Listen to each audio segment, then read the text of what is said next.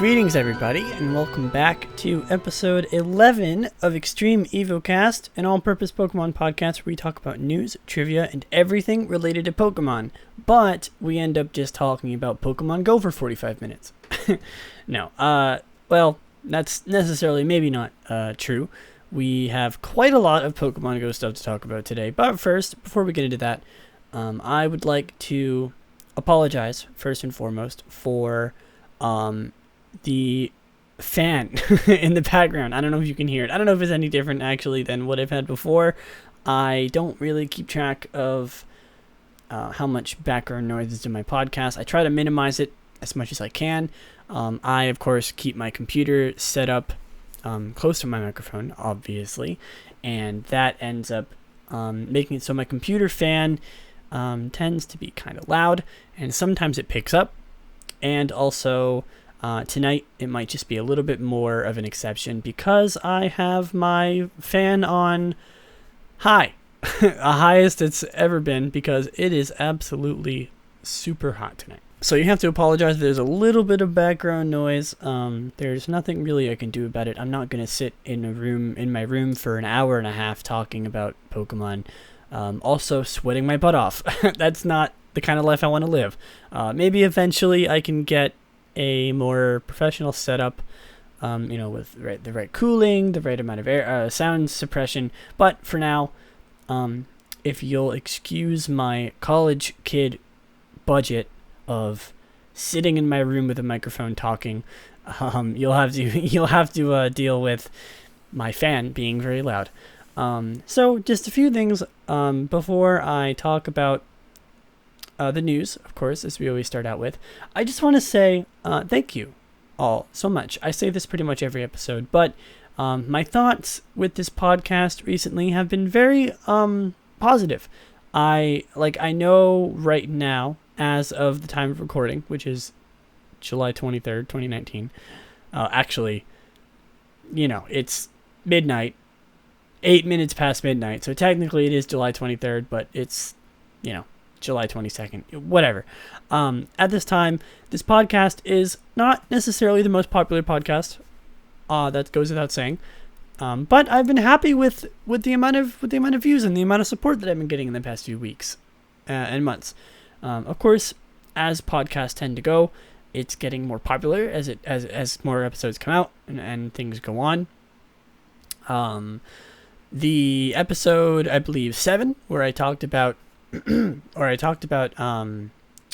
new Galar stuff, which might have actually been not episode 7. I'm not sure. Maybe episode 9. Whatever it may have been, was my most popular episode so far. Other than, well, that's not true. My most popular episode in the group that it was. The first, second, third episode were the most popular, the most views, and then they dwindled down a little bit, and then they had a spike up around that episode. So it seems like you guys like hearing me talk about Galar and the new stuff that comes out. Of course, being probably the most topical thing right now about Pokemon. I'm not surprised, but I've just been having much more positive feedback, much more positive feedback in the numbers as well. Just how many people are listening, how many people are listening all the way through, how many views it's getting on YouTube, all that kind of stuff. And I'm happy to see it. It makes me very happy. Of course, I'm not doing this podcast for the money, for the popularity. I'm doing this podcast because I love talking about Pokemon, and I want to talk about Pokemon. God damn it. That's pretty much my only motivation for this podcast. I want to talk about Pokemon and have people listen and enjoy it. I want to bring entertainment. So I just want to say thank you so much for giving me the opportunity to do this and listening in. Also, another thing that's changed about this podcast and my opinions towards it is how I've been going about the length, about the formatting, all that kind of stuff. I'm getting a lot more used to just writing down like chicken scratch notes, not very much, kind of knowing what I want to talk about before I go into it without having to really plan all that much. And of course it goes without saying that that's probably a good thing. And I want to take this podcast kind of in a less of a professional like outlook, but in doing that, making it more professional. And you're probably thinking, what does that even mean? I've noticed that in the past few episodes, I've apologized beforehand about the length, about the things that I talk about. You know, it's like, oh, this episode's probably going to be kind of short, unless I have a reason for it, like a good reason for it, like, oh, I literally only have like half an hour to do this episode. You know what I mean? Like it's gonna, you know, unless it's something that's urgent, that is actually limiting my time and isn't just variety in content to talk about. Like if I don't have all that much news to talk about, the episode is of course going to be shorter, and I don't really need to be saying that in the beginning of every episode, because I feel like with how varied things are going to be in Pokemon and in this, what I talk about in this podcast, I feel like it should go without saying that some episodes are going to be shorter, some are going to be longer, some are going to be more filled with interesting content, some are going to be on the lackluster side just because of how news works, you know. So I want to try to avoid apologizing for the length, for the lack of content, because most of that stuff is out of my control, and apologizing for it does nothing, and it's you know, it's not my fault really. So expect me to be less of like, hey guys, I'm sorry about this, I'm sorry about something that I can't control, because I just shouldn't be doing that in the first place. I want this podcast to be professional in a sense where I just go with it, you know what I mean? I just record an episode, whether it's 45 minutes or an hour and a half, it happens, you know? I'm not going to mention it every episode because it makes it seem less professional, which of course I want to try and be most professional as I possibly can. But in being professional, sometimes being professional requires you to do some more unprofessional things, if that makes sense.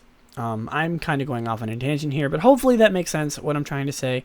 I want to avoid being too stingy with myself and with the episodes, and just kind of go with it. You know, of course, some episodes are going to be more varied, some are going to be shorter, some are going to be longer. And I think that not addressing that fact every single episode is more professional and helps to be a little more consistent. So, now we have quite a lot of news to talk about with Pokemon Go. Like I said, the news segment, of course, the first thing we normally talk about related to Pokemon in this podcast is, of course, news. I go through the news, and most of it ends up being Pokemon Go. I don't really know why I talk about Pokemon Go all that often, or as much as I do. Maybe it's because I'm a little bit biased, because I love Pokemon Go and I play it a lot, and you should too. Maybe it's because Pokemon Go is probably the most popular thing right now in terms of Pokemon that gets constant updates, you know what I mean? So I feel like Pokemon Go is the one thing that is getting updates that I can actually talk about. Of course, if something is news related with Pokemon Sword and Shield, I'll probably talk about it in one big episode. You know what I mean? I'm not just going to devote the news segment to it. So I guess that's understandable why Pokemon Go takes up most of the time slot for the news, because it's the most newsworthy thing in Pokemon right now. Like I said, aside from Sword and Shield news. But of course, this is without saying, I'm, you know, for the people who don't play Pokemon Go and just kind of sit through 10, 20, 30 minutes of me talking about Pokemon Go news, you should play Pokemon Go. Like I said, it goes without saying, but seriously, Pokemon Go is a great game. And if I honestly can't really think of any kind of reason why you shouldn't play Pokemon Go. It you know, promotes exercise. I could devote a whole episode to talking about why Pokemon Go is such a great game and why it's healthy. But yeah, I mean, if you've been on the fence about playing Pokemon Go, re-downloading Pokemon Go maybe, let this be your wake-up call to play Pokemon Go. It's fun, it's addicting. Maybe that turns some people away, that's understandable, but it's fun.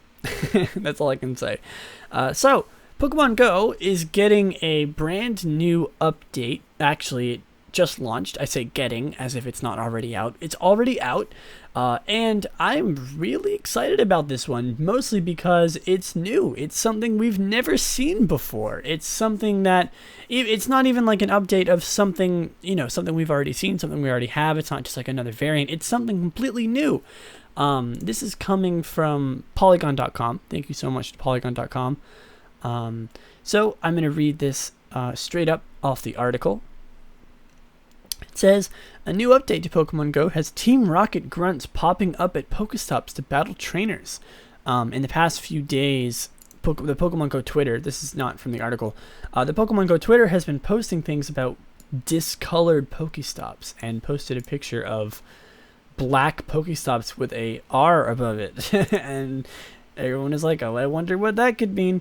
But, of course, it's Team Rocket. Team Rocket Pokestops. Okay, back to the article. Team Rocket grunts will battle you at a Pokestop, similarly to how you can battle team leaders. If you win, they'll run off and leave their shadow Pokemon behind. From there, you can catch the Pokemon with Premier Balls as you do in a raid. The shadow Pokemon need to be purified on their information screens using their respective candy and dust. The button to purify sits right above the button to power them up. Shadow Pokemon have a dark aura around them. Their CP is heavily reduced when shadowed. Shadow Pokemon also learn Return, a normal type attack when purified, which makes them well worth the trouble. Some players are reporting right now that the purified Pokemon also appear to require less candy to evolve and less dust to power up. That's actually really cool. The mechanics for Shadow Pokemon seem to be inspired by Pokemon Colosseum and Pokemon XD Gale of Darkness for the GameCube. Both of the games focus on taking Shadow Pokemon away from their trainers who receive them from a suspicious organization. In those games, you would purify the Pokemon through battling with them or using a special chamber. But keep tabs on the update to see if any more features or mechanics are hidden inside. Yeah, so this is mostly why I was so excited about this and why I wanted to talk about it so much, is because it seems to be, obviously, it's taken completely from Colosseum and XD, which are games that I haven't had a chance to talk about on the show yet, and I am looking forward to talking about them in depth on this show. I haven't played Colosseum, but I have played Pokemon XD, and I have quite a lot to talk about. I'll probably play Colosseum before I end up talking about them, or at least XD, the GameCube games on this show, mostly because I want to get my full opinion on Colosseum and XD. But I'm excited about this. It's out. Go ahead, go play it. If you're listening to this episode, go play it. It's out. It is a thing that's happening right now, and I couldn't be happier. Like, this is so cool. This is so unique. This is something that nobody was expecting. I don't think anyone could have told you, but they were going to add shadow Pokemon into Pokemon Go. It's cool. I'm excited to see where they go with this mechanic in the future. Whether or not they add more shadow Pokemon, whether or not they add more, just more things in general relating to this kind of idea. I'm very, very excited. On Cerebi.net, there is a list of Pokemon that can be shadowed. I'm gonna read out the information on Cerebi, because Cerebi goes in to a little bit more detail about the new shadow Pokemon. So it says, shadow Pokemon were a feature introduced in Pokemon Colosseum and Pokemon XD Gale of Darkness. Shadow Pokemon are a new feature found after you defeat a Team Go Rocket Grunt at a Pokestop. After they have defeated, a wild Shadow Pokemon can be found. Shadow Pokemon are distinguished due to a purple shadow aura around them and then deep red eyes. Shadow Pokemon have lower CP, being at a lower level, require 3 times more Stardust to power up, and have the move Frustration. They can also be shiny if the species is capable of being shiny. Okay, so Shadow Pokemon can be shiny. When you evolve a Shadow Pokemon, it keeps the move Frustration. Shadow Pokemon can be returned to normal through the process of purifying. This will return its look back to normal and unlock the darkness in its heart. This is done with a cost of Stardust and Candy. It's 2,000 Stardust and 2 Candy for the first stage, and 5,000 Stardust and 5 Candy for the second stage. A purified Pokemon gains multiple levels up to level 25. Gains slight gains in its IVs of +2 per stat, and has a special boost by and has a special boost by having a reduction in the amount of Stardust and candy required to power it up. 10% on candy and 20% on Stardust. It also has the move Return. So the Pokemon that can be Shadow right now is Bulbasaur, Ivysaur, Venusaur, Charmander, Charmeleon, and Charizard, Squirtle, Wartortle, and Blastoise, Rattata, Raticate, Zubat, Golbat, and Crobat. I would be very surprised if they didn't add more Pokemon. They're probably just testing the waters. I'm surprised by the starters. I'm not going to lie. The starters seems to be a weird touch. Because, of course, Zubat and Rattata are a staple of the Team Rocket. I'm surprised they didn't add Grimer, Coughing, Ekans, the likes, the Team Rocket go-to. But they added the starters, which is interesting. Of course, all of the first stage Pokemon are available when they are encountered, and Shadow Bulbasaur, or Shadow Ivysaur, Venusaur, the second evolution, third evolutions can be only obtained by evolving the Shadow Pokemon. So that might be interesting. It might be interesting to try to get, of course, for me and for other people who are trying to achieve a living dex, getting all the Pokemon in Pokemon Go. I might actually try my hands at trying to get every single Shadow Pokemon. I think that would be fun. Not purifying them, as sad as that is. The Team Go Rocket Grunts have a Cerebi page as well, which I will read. Thank you again to Cerebi.net. Team Go Rocket are an offshoot of the Team Rocket from the main series Pokemon games. In Pokemon Go, Team Go Rocket will appear at Pokestops at times. When a Pokestop is darker blue and the cube on it is spinning, that means a member of Team Go Rocket is there. If you spin the stop, they will appear and challenge you. The battles are standard trainer battles, but you have to use a team while they use 2 Pokemon at CP of around 2200 to 2500 and a final one of CP at around 3200 and higher, making the battle very tough. Shadow Pokemon. After defeating the Team Go Rocket Grunt, you have the chance of capture their Pokemon. This Pokemon is a strange Pokemon known as a Shadow Pokemon. You'll only have a few Premier Balls to capture the Pokemon in, with the ball bonus increasing as you purify Shadow Pokemon and defeat more Team Go Rocket Grunts. Once you've captured the Pokemon or failed to capture the Pokemon, the stop returns to normal. I don't know if that's a universal thing, or if it's like first come first serve, or if it's just per person, because it says once you capture the Pokemon or fail to capture the Pokemon, the stop returns to normal. I assume that's just for you, and anyone else who has a chance of catching the Shadow Pokemon won't just be booted out or not have a chance at all. So that's very interesting. I'm excited about this. I haven't had a chance to really do it myself because it kind of just came out. And as you know, being at home, I don't really have an opportunity to go out very much to play Pokemon Go. So yeah, that's very interesting. I'm excited about this. I'm really, really excited to see where this goes. There's some new mechanics. It seems like they're adding some different ways to get, Pokemon with lower Stardust counts by purifying Shadow Pokemon. It really seems cool. I'm very, very excited about this. So that's all I really wanted to talk about for the new Team Rocket event. I will, of course, talk more about it in the future as more information gets released and updates come, as, if they do. But we're going to go to our first of 3 segments of today, which is Reviewity Day. Of course, as you know it well, Reviewity Day is the segment where we go and talk about community days in review. We talk about the past community days that have happened before this episode. And the last community day was from, I don't know. It doesn't say on the website. It was recently. It was this weekend, I believe. Last weekend. So it is Monday, or Tuesday, as of recording this right now. Monday night, essentially. And I believe it just happened. So, the community day that just happened was, of course, from Mudkip. And the exclusive move was Hydro Cannon for Swampert on Mudkip, as community days normally go. Of course, as I tend to say in the past few episodes, and of course I've explained my reasoning before, I haven't had a chance to really go out very much when I'm at home, living off campus at home. I don't really have anywhere to go to play Pokemon Go, so I unfortunately did not have a chance to take part in this community day.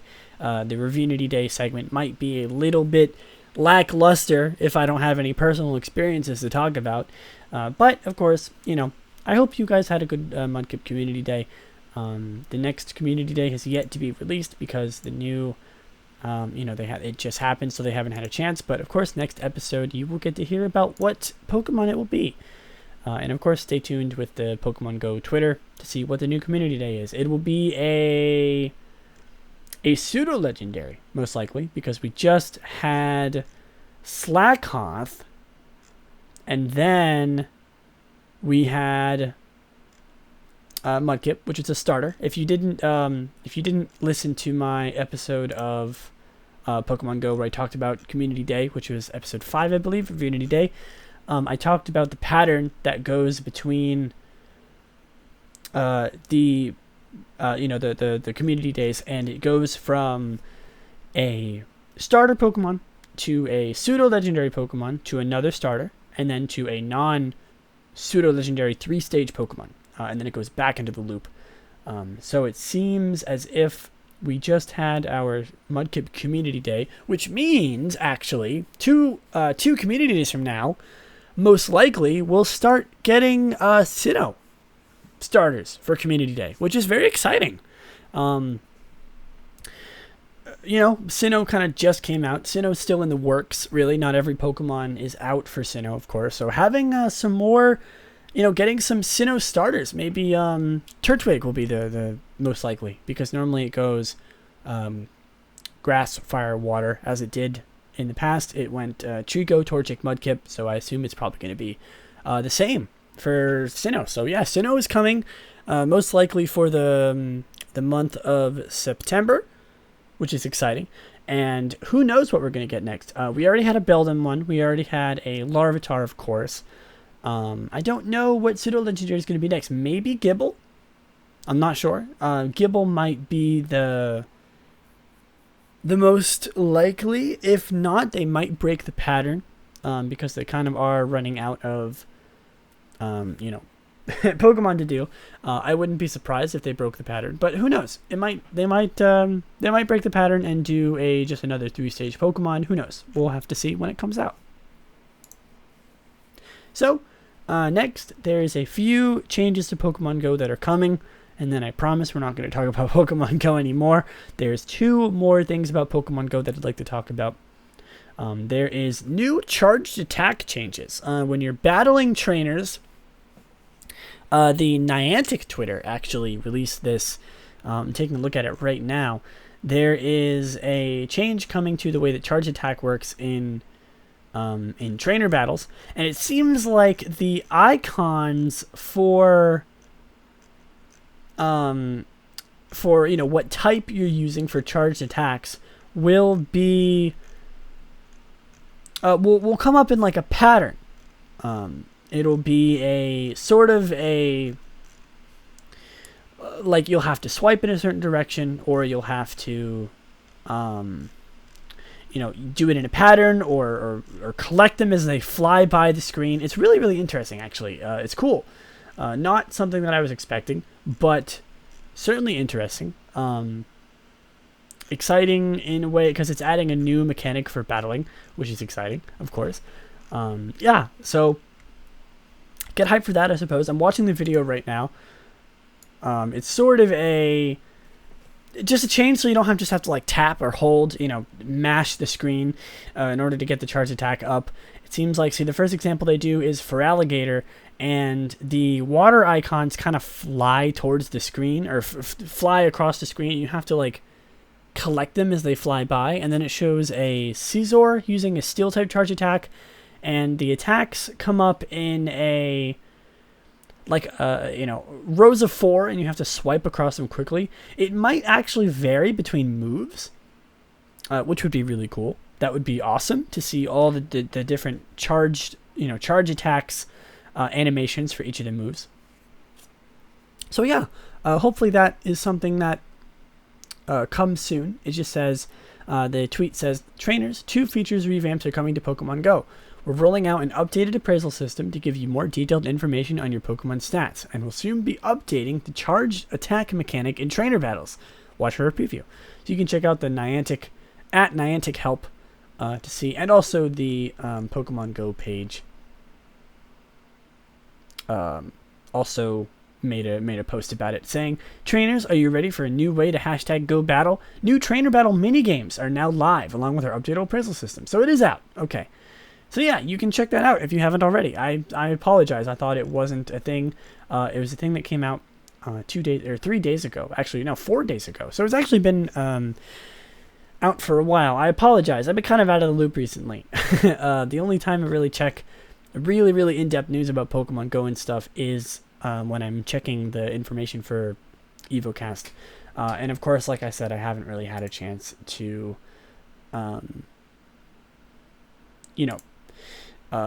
play Pokemon Go recently. But the new appraisal system seems cool. It seems like you can actually see stats. You can see like in like a little bit of a in like a bar system. It shows like attack, defense, and HP. It shows information when it was caught, where it was caught, and it shows a little rating with like 1 star, 2 star, 3 star. I'm not sure if it's more than that, but yeah, that's new appraisal system and new charge attack mechanics that are in Pokemon Go. So check them out. One more thing about Pokemon Go before we end, talking about Pokemon Go, is Sun Hat Pikachu. Exciting, I know. You can catch Sun Hat Pikachu from up until now all the way to July 29th. So get yourself a Sun Hat Pikachu. And one more little tidbit of news before we end the news and get on to the main topic of today. Squirtle Funko Pop is coming.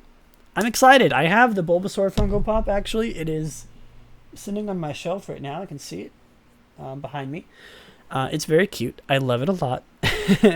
I'm probably going to pre-order the Squirtle one. I'm obsessed with these things. I don't get many Funko Pops, but I do, I can't pass up on an opportunity to get Pokemon merch, especially in Funko Pop form. I love them. They're so cute.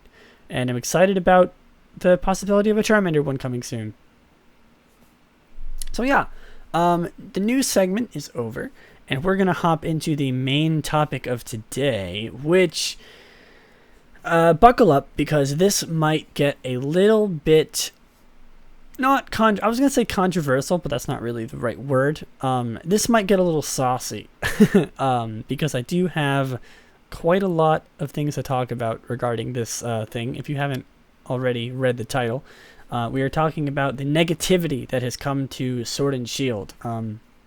Honestly, I was going to avoid talking about this, maybe for a while, maybe until Sword and Shield actually came out, but I think that it's time for me to get my opinions out. I'm not normally a super opinionated person when it comes to these types of things. People are, they're entitled to their opinions about a new thing coming out. I just think that I personally have a very strong opinion when it comes to negativity when it comes to things that are coming out soon, and I'll explain more in the future, but not in the future, later in this episode. But something I do want to talk about, of course, just a little bit of a disclaimer before we really get into the meat of talking about the negativity surrounding Sword and Shield and the Pokemon in general. I do want to give a little bit of a few tips about dealing with negativity, and I just want to say, don't let people bring you down about the new Pokemon game. Of course, there is a lot of negativity surrounding the graphics, around the national decks, around the animations, a lot of things that have been coming out on Twitter, mostly. I don't know how many people listening are avid users of Twitter. It's been my main source of social media in the past few months, and I have seen it all over the place, even on Tumblr a little bit too, which I do use, a little bit of Reddit, which I don't use much anymore, but I have seen a little bit. It's kind of all over the place right now, and if you're an avid looker of social media and really follow in with the Pokemon community, I would be surprised if you haven't heard a little bit about this. But remember, I know this isn't the greatest tip some people have a hard time dealing with negativity when it comes to their favorite things, and I completely understand that. I just want to let you all know that you're valid, and feeling upset about people being so negative about your favorite thing is completely understandable. Honestly, it upsets me a little bit, as strong of a willed person as I am. Seeing so much negative reactions towards a thing like Pokemon just kind of, it gets to me a little bit. It makes me a little bit upset, and I'm not proud to admit that. And I think it's understandable. Pokemon is a type of thing that hasn't really had too many negative opinions towards. Of course, unlike to some other video game series such as Sonic the Hedgehog, games like games that really strive towards representation, like Overwatch, things like that. I've seen quite a lot of negativity for. Actually, speaking of, this is very, very off topic, and I'm sorry if you have no interest in this, but at the time of recording this, actually, the new Overwatch hero, Sigma, has been released, or not released, but teased with the origin trailer and all that stuff. And I've been out of the loop with Overwatch for the past few months. I haven't really had a chance to play it. I've been too busy. And I haven't really had very much interest in playing it. I've kind of been out of the loop for the past 2 heroes, I think, that have been released. 3 now.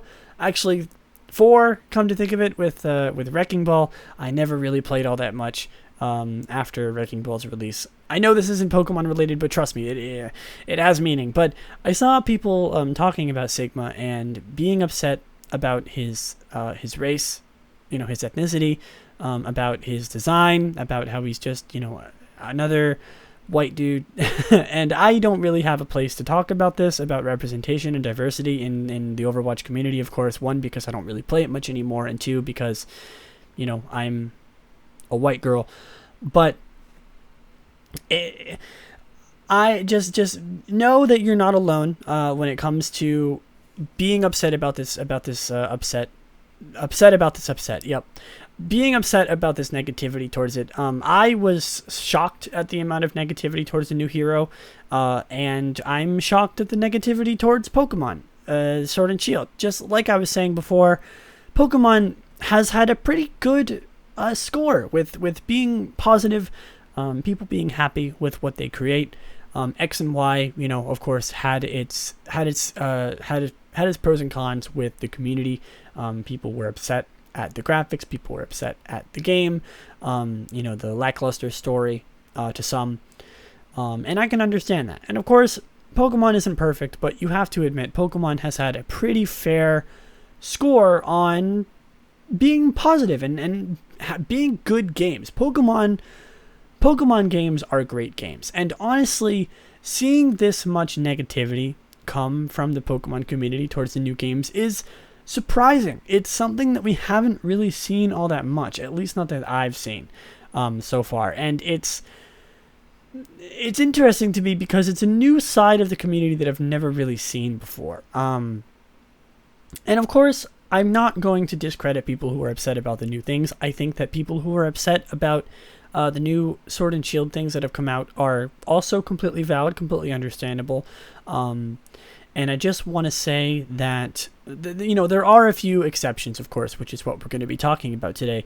But I just want to say, for people that may not be as experienced with community-wide negativity towards the games, people who might not be into Overwatch, people who might not be into Sonic the Hedgehog, people who might not be following games that have such negative reception sometimes when new things get released. Also, the Smash community comes to mind, but that's another topic for another day. But it's new. I think it's new in the community, and that's why I'm talking about. That's why I'm bringing up those other examples, because people might not have the experience of people being so negative, because Pokemon is a very successful game franchise. Not much is wrong with it, if I'm being honest with you, and we haven't really seen much opportunity for negativity, I believe. And it's new. It's very new for a lot of people. Maybe people who are new to the franchise never really had much of an opportunity to see negativity. Maybe people who are new to social media like Twitter. And I just want to say, remember that your opinions about the game are completely your opinion. They're completely valid.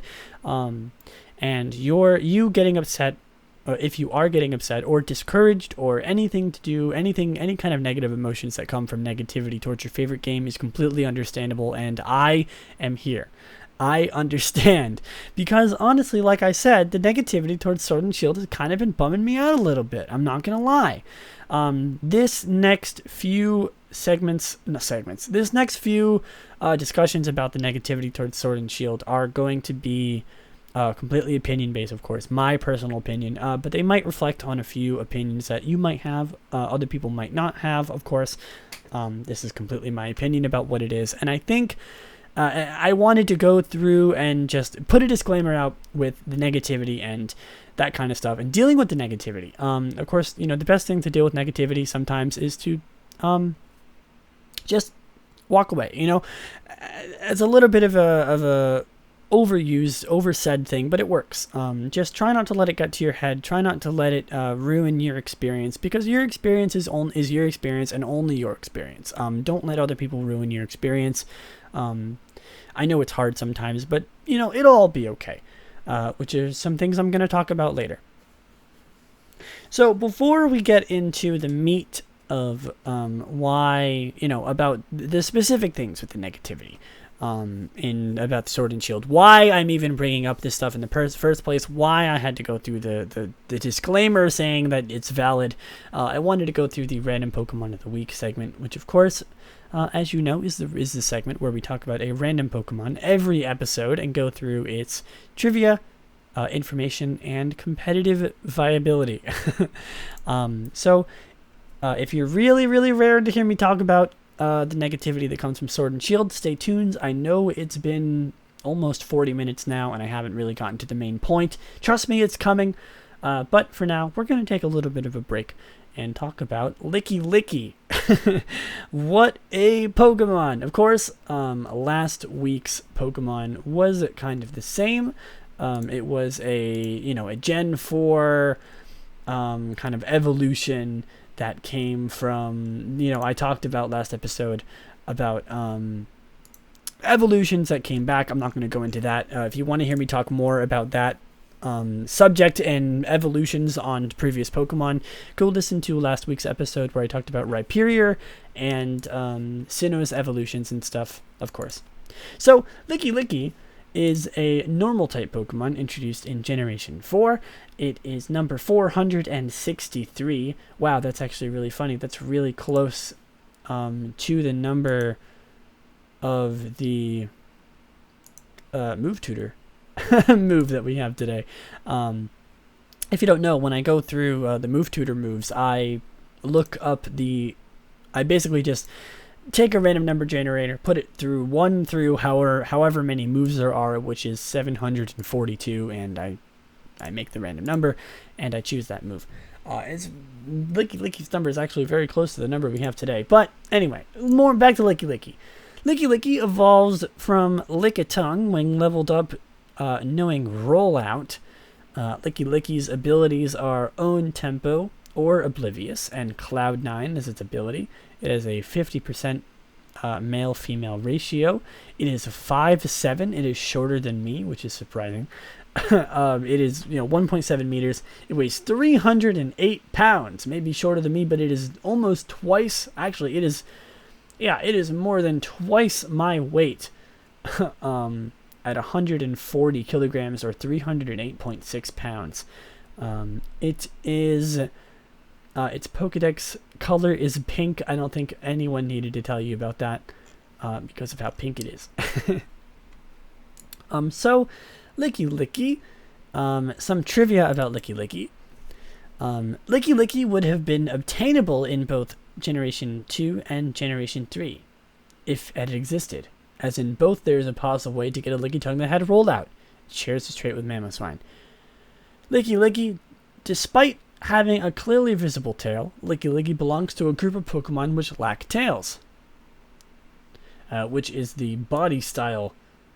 Its body style is that one. I don't know which one it is. It is the little dude looking one. But yeah, it belongs to a Pokemon. This is by the way coming from Bulbapedia. All this information comes from Bulbapedia. So thank you to Bulbapedia. And Lillie is an interesting Pokemon, to say the least.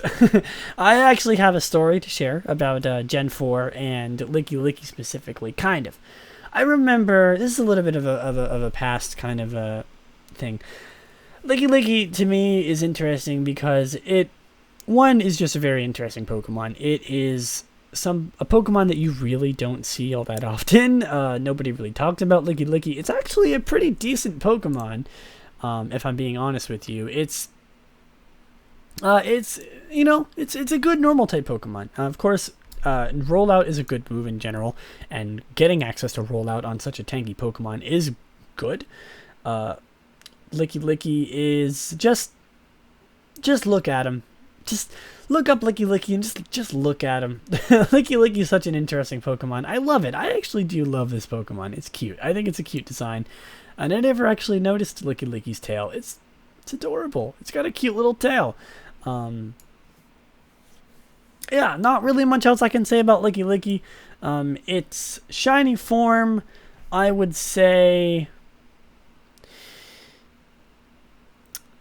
it's tough, honestly. Normally I look at these before I go through the episode, but I thought I would do a little bit of a live one today. It's a 6 out of 10. It's just gold. It's just gold, man. Literally nothing else changes, but it's pink color. It's gold. It looks cool. I gotta say, it's very, very vibrant. It's it stands out very, very much. But it's just kind of gold. They didn't even change the color of its tongue. They didn't change any of its markings on its skin.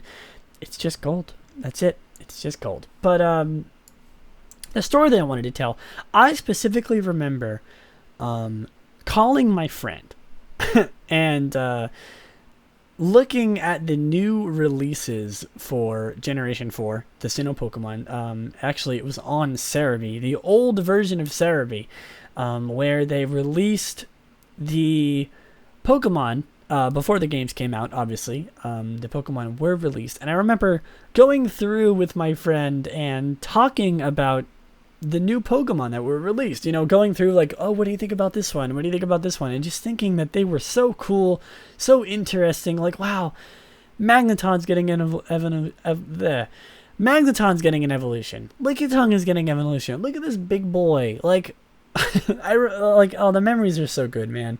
Remember looking at like Shinx and thinking, oh, what a cool Pokemon. Looking at the new legendaries and thinking how cool they were. Man, like, the past is such a good, it's such a good memory. It's such a wholesome memory. I really think so. Just looking through the new Pokemon list, talking to my friend over the phone. I must have been like 9, 8, 9, maybe even 7 at the time. And that just warms my heart, honestly. Actually, something interesting I just noticed. Lillie, of course, I completely randomize these Pokemon. I don't go through, and I don't choose these manually. But Rhyperior is actually the Pokemon that's immediately after Lillie. So, coincidentally enough, we got for the last episode, we got the Pokemon immediately after this one, which is cool, interesting. But we're going to go and talk about Lillie in a competitive format. I'm sorry this formatting of this random Pokemon of the week is kind of all over the place. I just don't really know what to talk about. It's Lillie, man. What is there to talk about Lillie? It's just a big, round, pink thing that licks things, So, Lillie is in the untiered tier, which the untiered tier is a tier where they are irrelevant. It says untiered is a list of all Pokemon that are not relevant. Pokemon that do not have above a 3.41% usage or viable in PU and is not a playable tier. Generally, the use of untiered Pokemon in a competitive metagame is strongly discouraged, so it's even lesser than PU, the lowest tier. It's just it's untiered, It's not useful. And I hate saying that because it's a cool Pokemon. I like it. I would use one if it was viable. I think it's cool. I think it's it's a good design. I really do think so. I really do like Lillie. But Of course, its abilities are Cloud 9, Oblivious, and Ode Tempo. It has an HP stat of 110, an attack of 85, a defense of 95, a special attack of 80, special defense of 95, and a speed of 50. This overview is written by Magma, and it says, Lillie might look good to use on stall teams because it has good bulk, keeps its teammates healthy with Wish, and gets rid of status with Heal Bell without worrying about taunt users thanks to Oblivious. However, Lillie is outclassed by Audino, which takes advantage of Regenerator to recover its own HP upon switching out while passing Wish to a teammate. The preferred set for Lillie is Wish. It is Wish, Protect, Toxic / Heal Bell / Dragon Tail, Seismic Toss, and / Knockoff, which is interesting. It seems to have a lot of moves that do, base damage, because it doesn't really have that great of an attack stat, doesn't really have all that well in terms of attacking moves. Toxic and Seismic Toss seems to be its greatest damage outputs, which are kind of lackluster. Leftovers, its ability. Oblivious, so it can't be taunt can't be used against it. Calm as its ability, or as its nature, I apologize, which is Splush, plus special defense and minus attack, and 258 HP EVs, 8 defense EVs, and 252 special defense EVs. There's a little more information about Lillie. It says Lillie can pass Wish to its teammates while crippling Pokemon with Toxic, healing its teammates from status with Heal Bell, and phasing Pokemon with Dragon Tail. Lillie has a small niche in Oblivious that makes it immune to taunt from common Pokemon like Frostlass and Jellicent. However, even with this, Audino can do its job better due to having a better ability Regenerator that keeps it healthy while passing Wish to its teammates. And actually, I'm going to go through very quickly the overview information about the ZU, which is 0 used, which is actually a tier in itself, which uses the least used Pokemon, which is interesting. And it actually has the same, pretty much the same moveset, so I'm not going to go over that again, but it has a different overview written by a different person, which is Justune Smits. So if you're interested in using Lillie on your team in the ZU format, or even PU, just because a Pokemon is untiered doesn't necessarily make it completely useless. I for one, revel in the fact that people use, people don't use Pokemon just because they're quote-unquote not usable. I think any Pokemon could be usable in the right situation, but anyway, I digress. It says here, Lillie is one of 0 used, most influential and necessary stall Pokemon. See, even in the lowest tier, it's still useful. Thanks to its ability Oblivious, Lillie is immune to one of its best ways to shut down stall, Taunt. This allows Lillie to pressure Pokemon like Vigoroth, Oricorio, and Floatzel with Toxic. Lillie has access to Wish to heal itself and its teammates, which, along with its great HP and good special defense, allows it to be the bulkiest Wish passer in the tier. It also has access to Heal Bell, which allows Lillie to remove status conditions from its crippled teammates while removing status conditions that would otherwise detract from Lillie's own bulk. However, its passivity means Lillie has its issues against substitute users and Z-move sweepers, which is why it only fits on stall and semi-stall teams. It is also forced out by certain U-turn users that threaten its weaker defense, such as Savali Fighting and Choice Band Komala, and is very vulnerable to stall breakers such as Duosion, Lapras, and Regigigas. So that's pretty much going to wrap it up for Lillie for today, for the random Pokemon of the week. And we're going to get into the meat. I'm sorry for spending so much time on Lillie. Like I said last time, I want to spend more time on the, on the random Pokemon of the week, because what is Pokemon without going over specific Pokemon? I think that the random Pokemon of the week is one of the most interesting things about this podcast. And eventually, if I can get through 900 episodes of this podcast, which I find, call me pessimistic, but I find unreasonable. Hopefully we can go through and talk about as many Pokemon as we possibly can before, this podcast bites the dust, which I don't plan on doing anytime soon.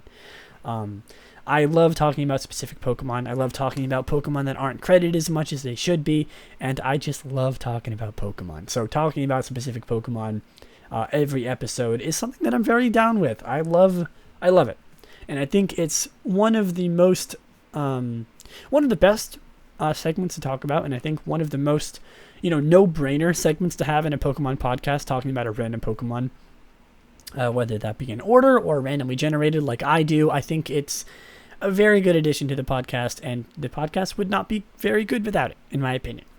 So, negativity. I've been boasting, or I've been flaunting a strong game about negativity in the Pokemon Sword and Shield, or just the Pokemon community in general, for 50 minutes now, and you're probably saying, Lillie, just get on with it. Talk about the negativity already. And so that's what we're going to do. So mainly, I talked about this briefly in the last few episodes, with the Sword and Shield content being so prevalent in those episodes. I'm not going to really go about the National Dex, because I did talk about that in the last few episodes, but I will talk about it a little bit here. Mostly my negativity comes from the graphics, the lack of the reusing of animations, all that kind of stuff. So I think personally the negativity that comes from this information is a little, not information. The negativity that comes from all of the things that we've seen so far are a little bit too much, in my opinion.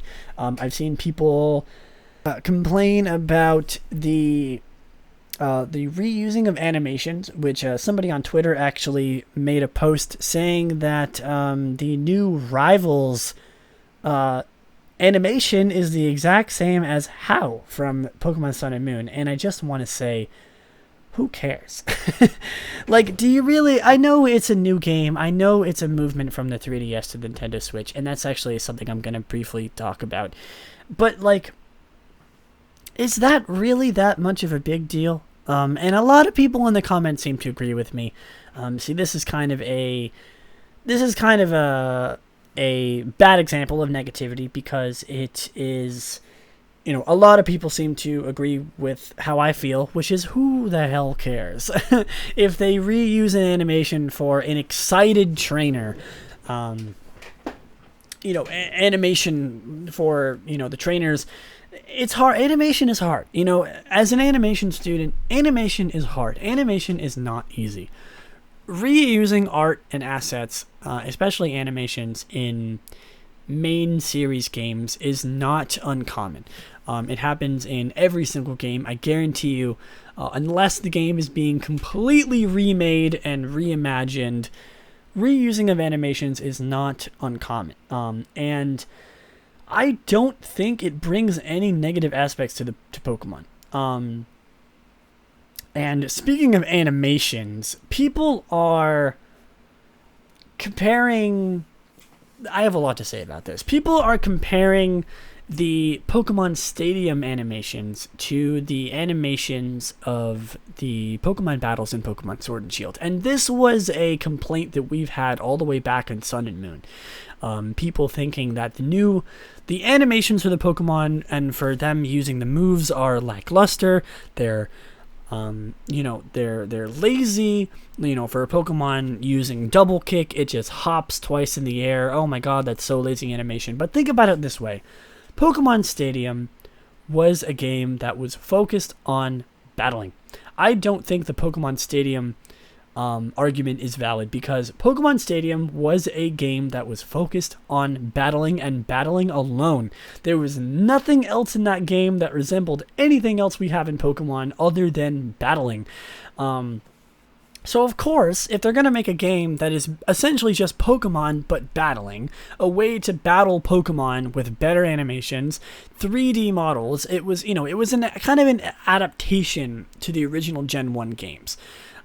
To make battling more entertaining for people, giving them animations, giving them the cool announcers and stuff in a full-fledged 3D game. You can't make that argument today because, one, there's so many Pokemon. Back then, there was only 151 Pokemon. And of course they were going to give animations to all of them, unique animations to all of them, because if they didn't, nobody would buy the game. You know, like I said, it was focused on battling. Pokemon has so many other things that aren't just battling. They have the overworld. They have, you know, the trainers. They have the animations. They have other animations that aren't just battling. Pokemon isn't all about battling. It is a very, very large staple to the game. Of course it is. But it's not just battling. And I think that the Pokemon Stadium argument is extremely invalid because you just can't compare them. There's so many Pokemon. There's so many moves. There's so many other things in the game that are used in assets that aren't battling. Overworld animations. There's scenery. There's, dialogue, everything like that. It's just not comparable. Pokemon Stadium didn't have any of those things. Pokemon Stadium was battling and battling alone. And I don't blame Pokemon for reusing these animations, because think about it. If they're going to have, okay, let's completely disregard the fact that they're not having every single Pokemon in Pokemon Sword and Shield. Let's look at a potential game in the future where they do have every single Pokemon in the game. Making an animation for a good amount of moves for every single one of the Pokemon, 812 at the moment, who knows how many they're going to add in Sword and Shield, that would take forever and so much resources, so much time, so much resources, so much animation work would be put into these Pokemon. 900 plus, most likely in the future. We're talking maybe even more than 1,000 in the far future. Pokemon that need animations. Pokemon already have walking animations that, of course, are gone unused in the game, as we've seen in Sun and Moon. They have They have idle animations. They have animations for being sent out of their Pokeball. They have animations for using a special attack, using a physical attack, using a basic attack. Some Pokemon even have overworld animations. These Pokemon, they already do have unique animations. They have over 5+ animations for every single Pokemon. And modeling these Pokemon, 3D modeling these Pokemon, giving them 5+ animations per Pokemon is already so much.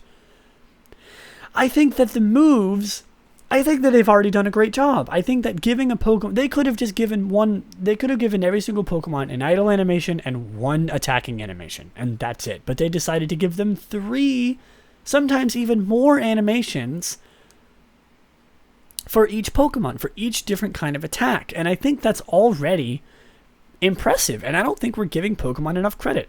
You know what I mean? Sorry I'm going off kind of hard against this, but seeing that argument made makes me very angry because it's just not comparable. I don't think it's comparable at all. I think that Pokemon has already put very much effort into their games.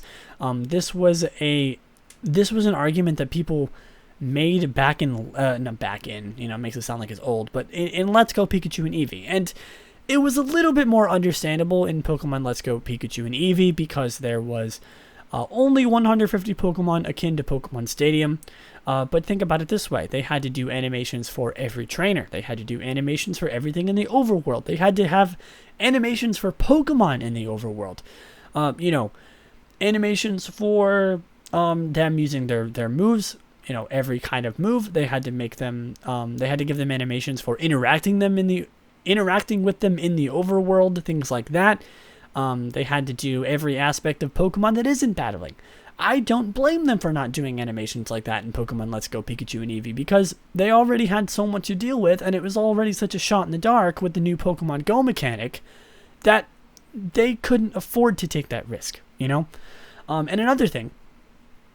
Pokemon Refresh, Pokemon Ami in X and Y, Pokemon Refresh in Sun and Moon also had many, many, many different unique animations for Pokemon. And people don't credit them for those animations. They're just upset that every Pokemon doesn't have a single animation for every single move in the game. I think that's insane. And I think that's putting way too much pressure on the Pokemon community or on the Pokemon developers. Honestly, I think that they've already been doing a great job. I think that I don't think that argument is valid. And you're going to hear me say it a million times until the day I die. I think that is invalid. And of course, if Pokemon decides to go through with it and make a unique animation for every single Pokemon, more power to them. Sure, that's great. It'll be a great change. It'll be a great opportunity to see the Pokemon in action. But I don't blame them for not doing it. I really, really, really don't. So we're going to talk a little bit more about some other things that I've noticed in the community about the negativity towards Pokemon Sword and Shield. Is the graphics. I talked a little bit about this last episode, where I talked about the similarities between Breath of the Wild and the transition between the 3DS and the Nintendo Switch. I think that Sword and Shield looks amazing. And really, my main argument when it comes to the negativity towards Sword and Shield right now is just, it's in development. I talked about this last episode. It's in development. You can't discredit a game as much as people have been for a game that's in development. It isn't finished yet. A game that's still in development and people are complaining about the graphics. Like, I understand a little bit if the game doesn't look up to par, but give it some time. Give them the opportunity to take in that criticism and fix it, or even just do what they were planning on doing from the beginning. Maybe they don't even need the criticism. Maybe they know that it doesn't look as well as it does, as they want it to, and they still have a few more months to work on it. Maybe they were focusing on doing core game mechanics first and then focusing on the graphics later. I don't know. We don't know. That's the thing. We have no idea of knowing what their game plan is, what it's going to look like in the end. And I think that with so much negativity towards comparing it to Let's Go, comparing it to the 3DS releases and saying that it's just a port, I don't think that's true at all. I think the open world mechanics are completely different than what we've seen in Sun and Moon, and I think it's going to change the way that we play Pokemon, and I think that it is exactly what people wanted for the Switch, and I think that it is exactly up to par. Maybe not exactly, but it is certainly up to par with what we were expecting from a main series Pokemon game on the Nintendo Switch. And you have to remember, Let's Go Pikachu and Eevee was a spin-off game. Let's Go Pikachu and Eevee was not a main series Pokemon game, and they said this when it was releasing. It is a spin-off game. It's a remake of Pokemon Yellow. It is not a main series game, which is why we didn't get it to its fullest potential, in my opinion, on the Nintendo Switch, which is why we're getting it now in Sword and Shield. And I think that, the negativity towards comparing it to the 3DS with the National Dex, with the graphics, comparing it to Let's Go,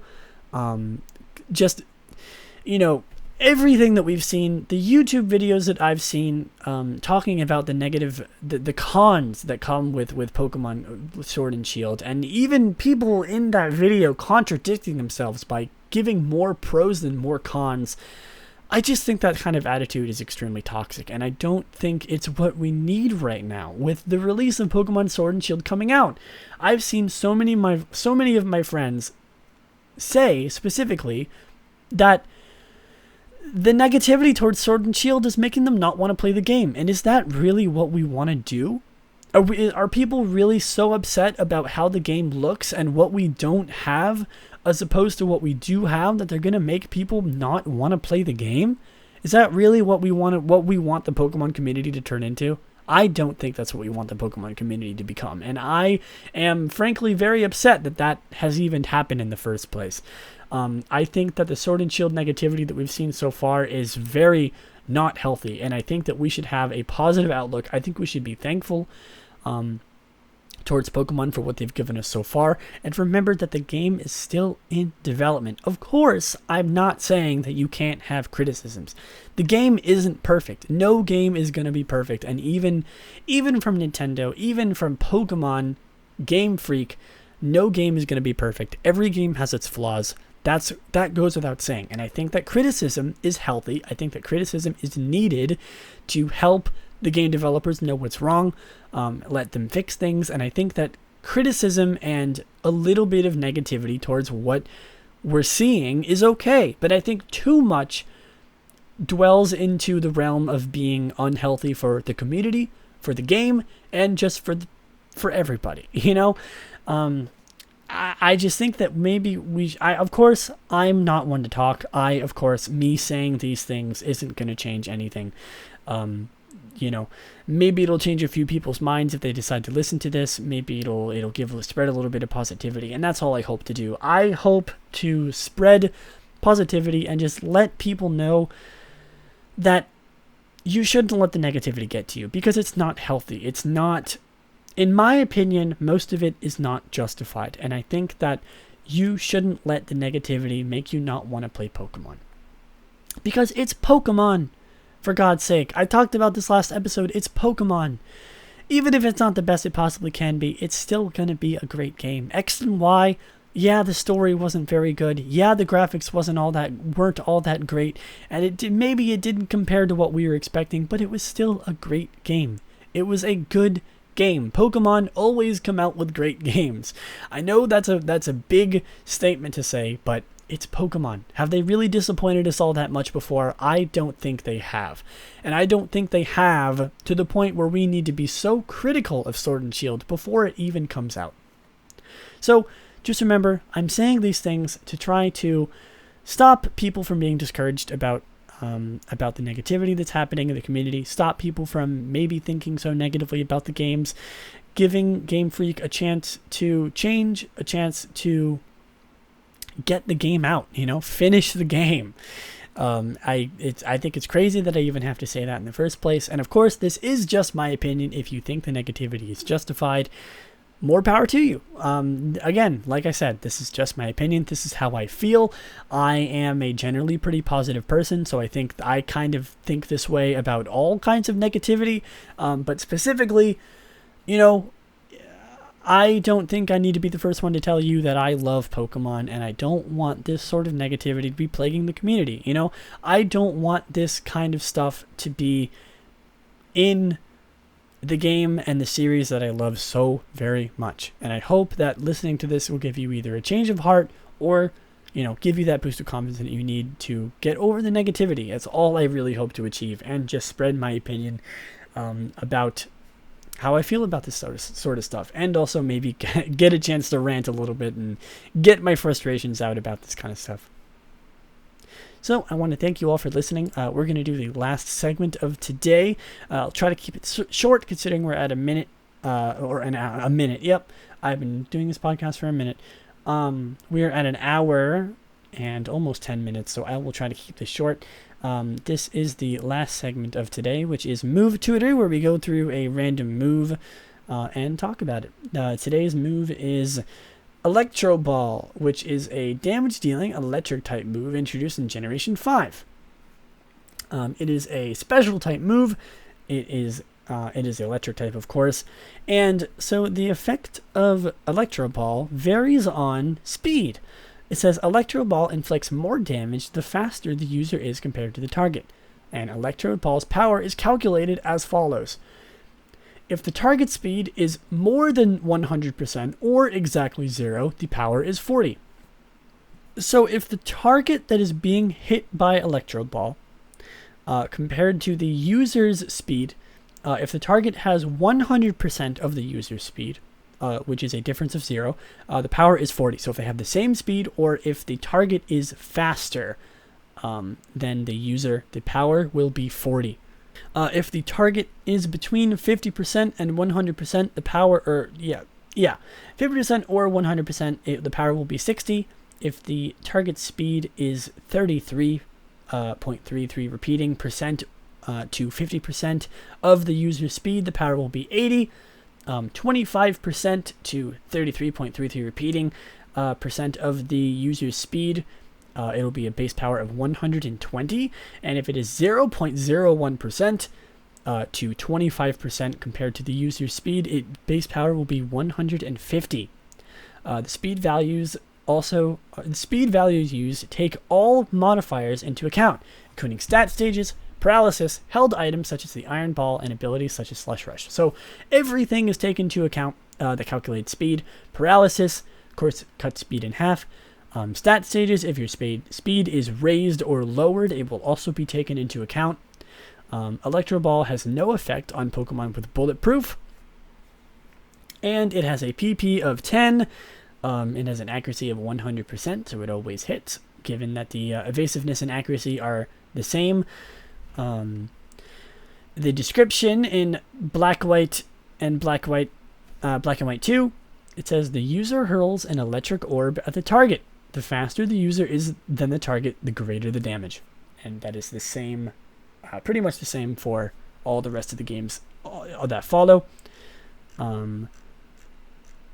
Let's check out some of the trivia. There's a few things of trivia about Electro Ball. In the anime, Electro Ball shares a striking similarity to Zap Cannon, Hidden Power, and Energy Ball. And Electro Ball can have the highest base power of any move, or any move, yep. Any electric-type move, which is 150. So it seems like Electro Ball takes the cake for being the highest damaging, or the most base power move of any electric-type move, which is very cool. Okay. I believe that is all I have time for today. I apologize for the kind of messy episode. I had a lot to talk about today, and it was all opinion-based. It was all over the place. I hope you could follow easily, and I hope you enjoyed today's episode. I thank you so much for listening, and I will see you next time. Take care. Bye.